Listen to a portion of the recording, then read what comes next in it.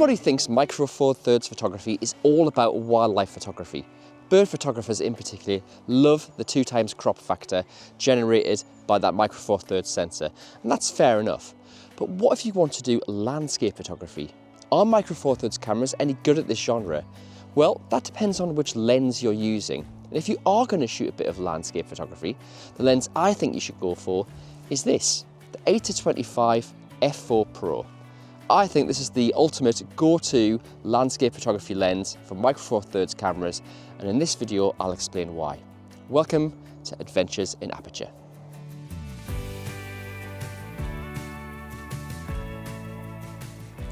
So if you do want to shoot some landscape photography with your Panasonic or OM system camera, you do have some choices. Along with the 8-25, you've got, say, the 12-40, a brilliant workhorse lens with a 24-80 equivalent focal length. You've also got the 7-14. Now, this gets you wider than the 8-25, but there's a catch because the front element on the 17-14 is concave. It makes putting filters on a bit of a nightmare, to be honest with you. And the 12-40, as I mentioned, is great, but isn't as wide as the 8-25. So I think this is the real sweet spot. It gives you a wide focal length. You could put filters on easily, and price-wise you're looking around £1,000 or $1,000. So a decent amount to spend, but one that will get you a lens with real quality.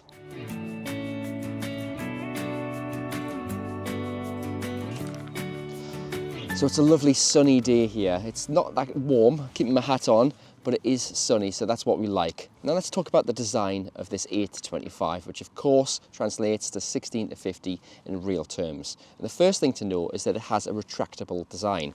So you turn the lens ring and it pops out and protrudes out, and if you took it back the other way, it regresses in, and that's great for transit, and it really buys into that Micro Four Thirds ethos of being small, compact, portable, easy to get around with. Absolutely love it. Now, it has a maximum aperture of f4, and that's throughout the whole range. So f4 at the wide end and f4 at the long end. And that's not as fast as f2.8 like some of the rival options you have, but for landscape photography, f4 should be enough. Now, as I mentioned at the start, this is the 8-25 f4 Pro, and that Pro moniker is important because it represents that this is a serious lens from OM system and one suitable for professional use. It has great weather sealing. In fact, it's IP57 rated, so I would have no problem taking this lens out in all weathers, rain or shine. So let's dig a little bit deeper into the size of this 8-25, and I have to say it is larger than the 12-40, and that's surprising because the 12-40 has that faster f2.8 aperture. However, it's still small enough to be considered a very usable Micro Four Thirds lens, weighing in at 411 grams. So that's still tiny, it's small, it's fine, don't worry about it. It's got pretty wide focus and zoom rings, and they're textured, so if you're wearing gloves and you're out in sort of poorer weather, you won't have any worries about operating them. And it's also got a function button which can be designated to different adjustments. I have mine set to ISO, so I can change the ISO rather quickly. Now let's talk about this lens's party piece, and it is on other Olympus lenses as well, but this has a manual clutch. Check this out. So all you have to do is push in and pull out, and you can switch from manual focus to autofocus in the blink of an eye. Now this is really great if you want to just pull the clutch back, go into manual focus, and be really precise about your focus when you're doing landscape photography, which is pretty important. It's a really nice feature. It's not seen in a lot of lenses, and it just shows that this is quite a cool pro lens. Now, while I'm adjusting this tripod, I usually do this at the end of the video, but I'll do it in the middle this time round. What are your thoughts on the 8-25 f4 Pro? Do you think it's a good lens for landscape photography and Micro Four Thirds cameras in general? Or would you rather give it a swerve and just stick to, say, wildlife? I'd really be interested to know your thoughts, and I try to respond to as many comments as possible.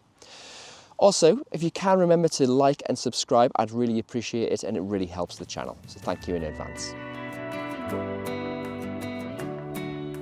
Now, as I mentioned earlier, the 8-25 is a pretty good lens to use if you want to use filters. Landscape photography, you use a lot of ND filters and ND grads.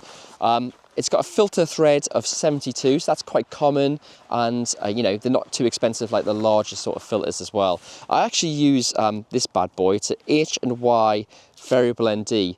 Just turn it, put it onto the lens, release, twist it, and it's fitted. And that means you can fit it in seconds. I mean, you saw how long that took.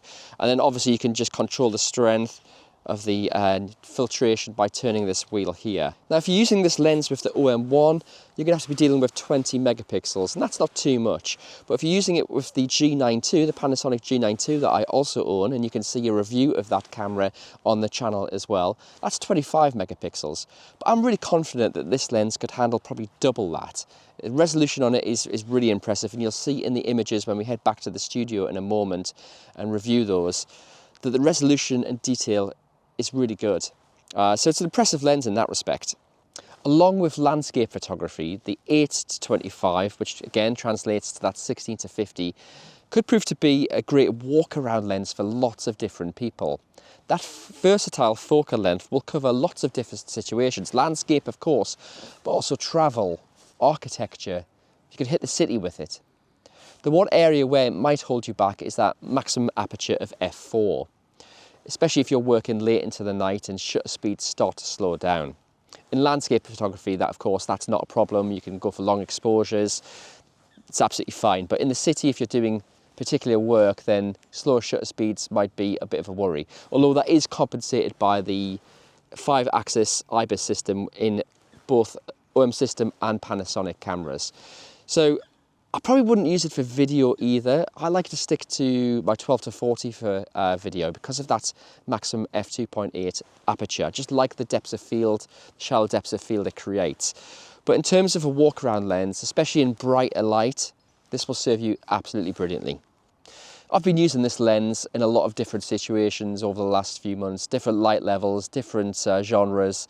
I've really enjoyed it. But I think what we'll do now is, as much as I want to stay out in the sun, and although it's cold, it is a lovely day, I think we'll head back to the studio and we'll start reviewing those images, take a deep dive into the image quality before making our verdict.